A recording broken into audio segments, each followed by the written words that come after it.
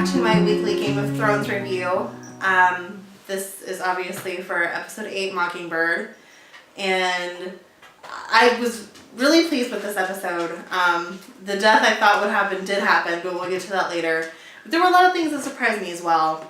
And I'm going to do things a little differently this week. Normally, I just kind of go through things as they happen in the show.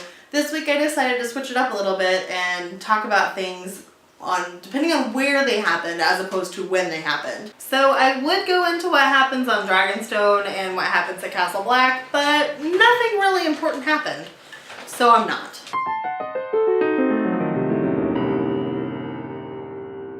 Slightly less boring this week was Marine, where Dario Harris sneaks into Dany's window and she's like, you're not really supposed to do that. And he's like, I don't care. He's like, I'm only good at 2 things, fighting and having sex. And I'm not able to do either of those things. Let me go out and kill your enemies. And she's like, you can just go kill people here. There are plenty of streets to be patrolled, plenty of women who you could go screw. And he's like, well, there's only one woman I want, but she doesn't want me. Boo-hoo, sad face. And then Dany's like, fine, let's see you do what you do best, and has him take off his clothes. And, she gives him an appraising, happy look, when he's naked. And the next morning, awkward little walk of shame moment here, Dario Harris is coming out of Dany's room, buttoning up his shirt, and he runs into Jorah, who, of course, is absolutely horrified and heartbroken because, man, he just loves her so much. But he is in the friend zone.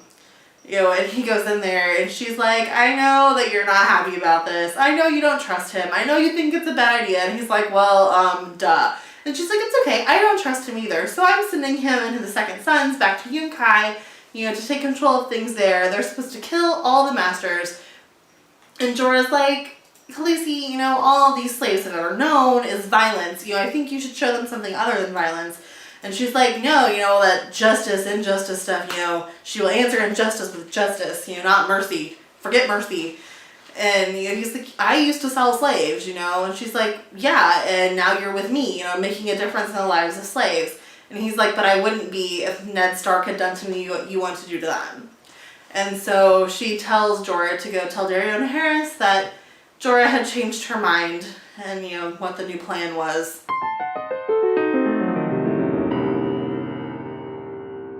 We have 2 stories going on in the Riverlands that end up intersecting. This is where a lot of the surprise stuff came in that I was talking about earlier. Arya and the Hound are continuing to travel, and they stumble across a farm, and he's like, well, there might be food. And she's like, well, there might be soldiers. But instead they find a dead guy. Well, he's not dead yet. He's dying. He's been stabbed in the stomach or whatever, and he's not going to recover. And so they're sitting there talking to him, and, Arya admits that she's Arya Stark, and the Hound admits that he is her captor, and the guy asks for a drink, and the Hound gives him some, and then the Hound kills him, to be merciful and end his suffering, because, it's not fun to just sit there and bleed out, I don't think anybody would choose that. So he was trying to be nice, and that's a good thing. But lo and behold, after he shows Arya, where to stab, where the heart is, he says that's where the heart is, and all I'm thinking is, oh, Natalie Portman's having a baby in Walmart somewhere in Westeros. He's like, that's where the heart is, and then he is attacked from behind by one of the guys who had been in the cage when Arya had been traveling north of the Night's Watch. And he's the one who wanted to, butt rape her with a stick. And she recognizes him. And he's told the Hound, there's 100 silver pieces on his head or whatever, he's going to kill him. And the Hound's like, are you stupid? And he looks at Arya and he's like, is he on your list? And she's like, no, I didn't know his name, but he could be. And then she stabs him right through the heart, just like the Hound showed her. And, makes her next kill. Good for Arya, I guess. But, in the process, the Hound had been wounded when he'd first been attacked. And Arya wants to, cauterize it, and the Hound's so freaked out by fire, of course, that he's like, no, you don't come near me with that. And he ends up telling her, about how Gregor had burned him as a child, and his dad had covered for him, and, he says the worst part of it, worse than how it felt, worse than how it smelled, was the fact that his own brother had done that to him. And I can understand that to be extremely heart-wrenching, especially when you're young, especially in Westeros, where everybody lives so far away from everybody. his brother was probably the only friend he had.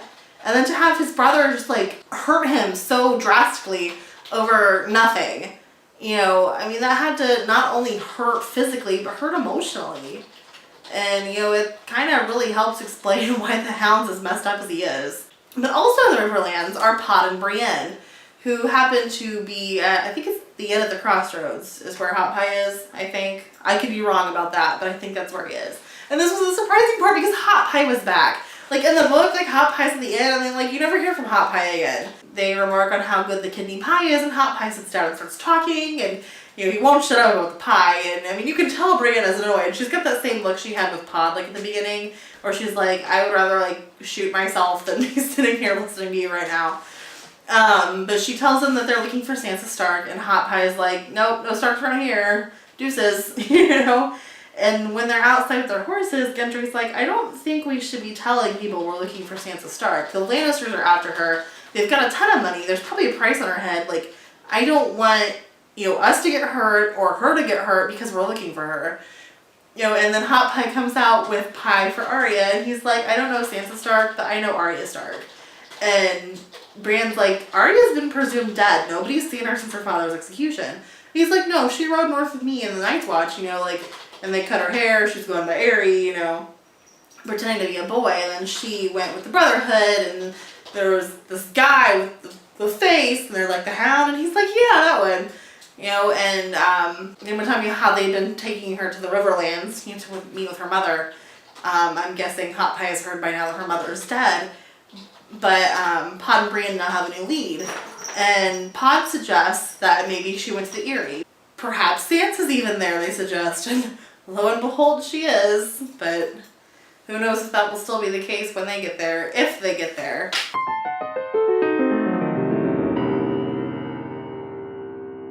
And of course there's a lot going on in King's Landing, mostly in Tyrion's cell. Jaime's like, well, I can't be your champion, I can't even beat a stable boy. He's like, well, can you bring me Bronn? Then we find out who Cersei's champion is. Not Meryn Trant, as Tyrion hoped, but the Mountain, Gregor Clegane. Gregor Clegane.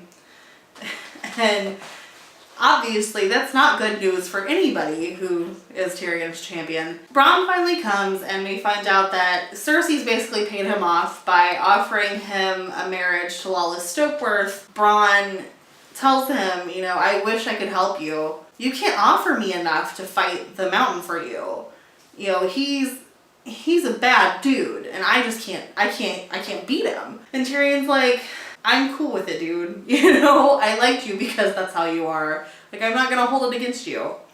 You know, and they shake hands and part ways and Tyrion jokes that he'll just have to fight the Mountain himself. But he doesn't. Because Oberyn Martell offers to do it for him. And Oberyn's like, well, I want justice. I want my vengeance. And I'll start with Gregor. He killed my family and I will be your champion and I will kill him. And so, you know, the next episode is called The Viper of the Mountain. And so obviously it sounds like that's going to be Tyrion's trial and it's going to be killer. Unfortunately, Game of Thrones won't be back until June 1st. So we're going to have to find some ways to kind of, you know, fill our little void of need until then. I, for one, will be at Indy PopCon at the Indianapolis Convention Center on Friday, May 30th. Because my husband, Tom, who was walking by, decided to pop in, I guess. Yeah. We'll be running a wrestling panel at 2 o'clock, and I will be there assisting. I will wrestle all of you. So we'll be there. And also at PopCon that weekend are Christian Nairn, who plays Hodor, and Esme Bianco, who plays Roz. So they care. They watch Game of Thrones. They don't matter. Go away. So we'll be there. They'll be there. And you should be there. Indy PopCon, May 30th, 31st, and June 1st at the Indianapolis Convention Center. Again, we will be there on May 30th. His panel's at 2, but we'll be hanging out. So if you ever want to come talk about Game of Thrones with me, you know where to find me. See you in June. Bye.